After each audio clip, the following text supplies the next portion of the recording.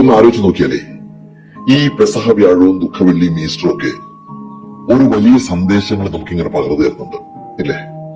ഇപ്പൊ വ്യാഴം മുതൽ ശനി വരെ ദുഃഖത്തിന്റെയും ഇരുട്ടിന്റേതുമാണെങ്കിൽ ഈസ്റ്റർ ദിനമായിട്ടുള്ള ഞായറാഴ്ച ഉദിച്ച് ഉയരലിന്റേതാണ്.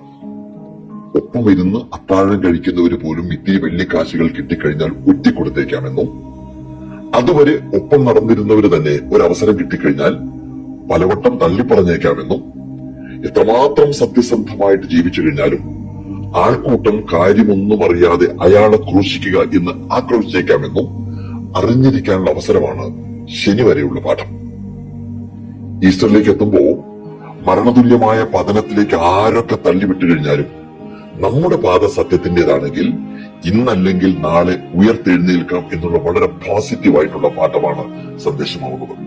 ഇനി നമ്മുടെ ജീവിതമായിട്ട് കണക്ട് ചെയ്യുമ്പോൾ നമ്മുടെയൊക്കെ ജീവിതത്തിൽ ഉണ്ടാവുന്ന ഓരോ സഹനവും ഉദിച്ചുയരാനുള്ള ഇടദൂരമാണ് എന്നതാണ് ഈസ്റ്റർ നൽകുന്ന സന്ദേശം. നിലത്ത് വീണ ഗോതമ്പ് മണികളുടെ ഉപമ അതിന് ഉദാഹരണമാണ്. അത് നിലത്തേക്ക് വീഴുന്നു, ജീർണിക്കുന്നു, നശിക്കുന്നു.